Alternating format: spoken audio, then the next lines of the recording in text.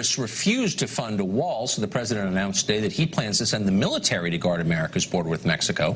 The announcement was sparked by a convoy of more than 1,000 Central Americans that has been making its way through Mexico toward this country. Mexico's government claimed on Monday to have broken up the convoy and deported 400 people in it. But the people who are actually running that convoy say otherwise. One of them told BuzzFeed, quote, "Don't be fooled, the government isn't disbanding it. It's conceding its participants' right to apply for asylum without traveling in the shadows." Either way, we have no reason to trust the good intentions of the Mexican government. In 2017, the Mexican Foreign Ministry published a video encouraging Mexican citizens to break American immigration law. It advised them not to open their doors to federal authority. It told them to hide the fact they're there illegally. And it was not the first time the Mexican government has done this. In 2004, the government printed and distributed more than 1.5 million pamphlets telling Mexicans how to enter this country illegally and live here without being detained. It even had tips on what clothes to wear while crossing a river, presumably the Rio Grande. Recently, Mexico filed an amicus brief protesting Texas's anti-sanctuary city bill. The Mexican foreign minister has called for illegal aliens in this country to receive legal status and has denounced the border wall as, quote, a hostile act.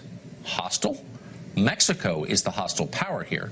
Just today, former Mexican President Vicente Fox tweeted that Donald Trump is, quote, enemy #1 of Mexico.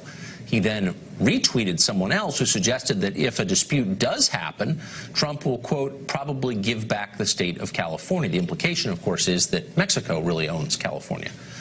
In a 2017 poll, 65% of Mexicans said they viewed the United States unfavorably. 42% viewed America very unfavorably.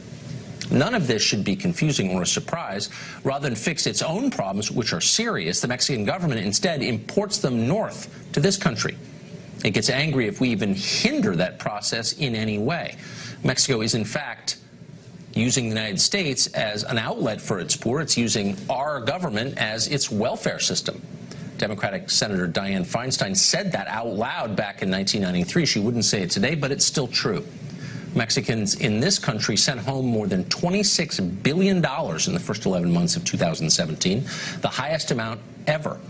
Remittances are one of that country's biggest sources of foreign cash, bigger even than oil exports, and that's saying a lot. The Mexican government is a corrupt kleptocracy whose economy is based on oil, drugs, and remittances sent from its functional northern neighbor. That would be us. It's one of the most unequal and racially biased countries in the world. And yet somehow our mindless, guilt-ridden media say it is racist to criticize the government of Mexico, which again is a racist government, run, by the way, by an overwhelmingly white elite that went to American Ivy League schools. This is insane. Mexico isn't sacred. It's a country, good and bad. But for the purposes of this conversation, it is a hostile foreign power whose interests are very different from ours, and we should treat it as such because it is. Jorge Ramos is an anchor at Univision. He's the author of Stranger, The Challenge of a Latino Immigrant in the Trump Era, and he joins us tonight. Jorge, thanks for coming on. Great to be here. So I understand why Mexico wants to export its poor to the United States. I'm sure if we could export our poor to Canada, some people would be in favor of it. Not me, but some.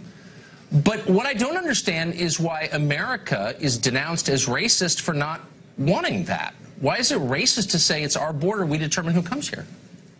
No, you know, first of all, let me just say that I don't speak for the Mexican government. I've been criticizing the Mexican government for decades. Right. As a matter of fact, I left Mexico because of censorship, so I don't speak for the Mexican government. Okay. Now, what I do understand is when you have President Trump saying that Mexico has to pay for a useless wall, Mexicans simply don't like that. And when you have a politician in June 2015 saying that Mexican immigrants are criminals and drug traffickers and rapists, and that's a racist statement, Mexicans simply don't like that. That's the problem with Donald Trump. Well, and that's why Mexicans are rejecting Donald Trump and his government. Okay, I understand that. But, I mean, let's be honest.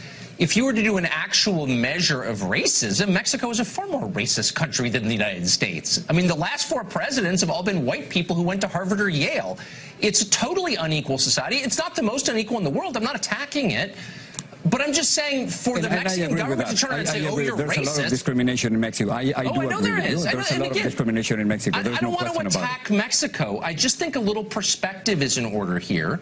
That's a little much for the offspring of conquistadors to be saying, you're racist if you want a border. By the way, when we get there, we deserve affirmative action. Like, what? This is crazy. Can we be honest about it or no?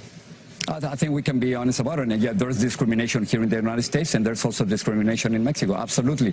Now, the United States does have the right to a border, a secure border. I have absolutely no problem with that. But I don't think that bringing the military to the border is the right solution. I think it's going to be a monumental waste of time and resources, the same as building this useless wall between both countries. I think what we really need is a legal system, a legal immigration system that works, and it isn't working right now.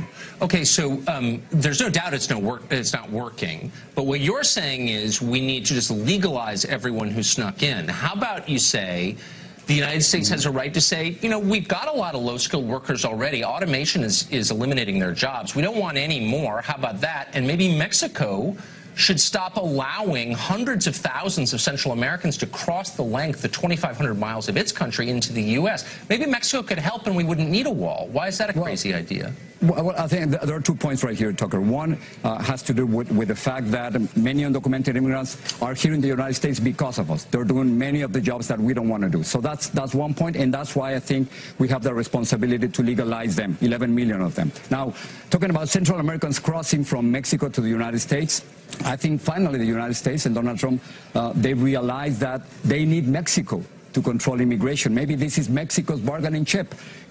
I think after President Trump said that Mexican immigrants were criminals and rapists, and after threatening to end NAFTA, and after trying to make Mexico pay for the wall, now he has realized that after all the attacks and insults, now he needs Mexico, and that's a reality. But wait a second. I mean, without illegal aliens in the United States, Mexico would collapse. As I said, remittances are the single largest source of hard currency in Mexico.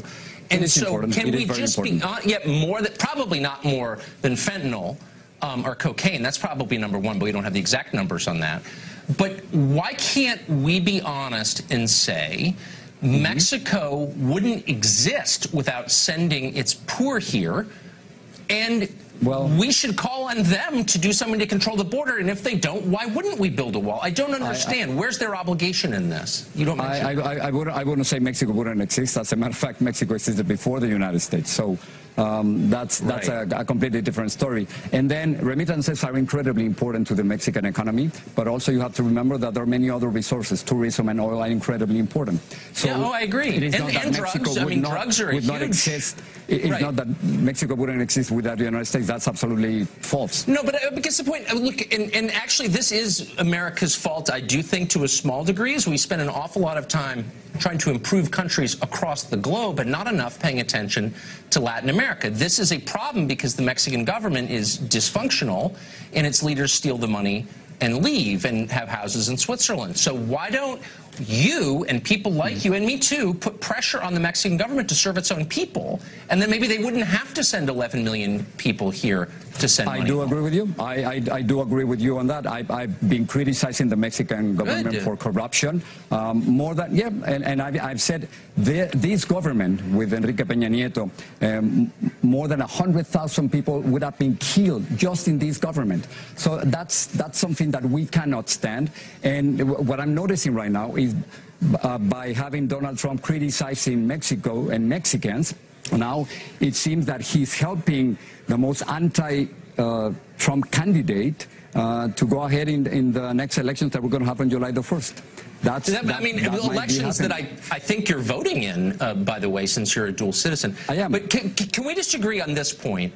Sure. That a country that exterminated its black population, that is run exclusively by white people, that had a caste system based on blood until pretty recently, probably shouldn't be calling us racist. Can we let's take that out of the equation. This is an economic argument about who benefits from migration. It's not really about race. I don't think so. No, Topper. I think we should criticize both countries. If there's discrimination in Mexico, and there's a lot of discrimination, we have to say that. But when we have a president like President Trump, who's made racist statements, who clearly wants to make America white again by bringing. Come on. This is, look. When he said when he said that he wants to bring immigrants from Norway and not from Haiti and from Africa, don't you think that's a racist statement from the White House? Literally, so we have to criticize that. 85% of our immigrants are non-white. It's not a question of white or non-white. It's a question of whether Mexico gets to use the United States as its welfare system. By the way, there were two black Mexicans just deported from Mexico because they were black to countries they'd never been to. That's what it's like to be African American in Mexico. Good luck with that. So let's just stop with the race stuff. There's a lot of racism in Mexico.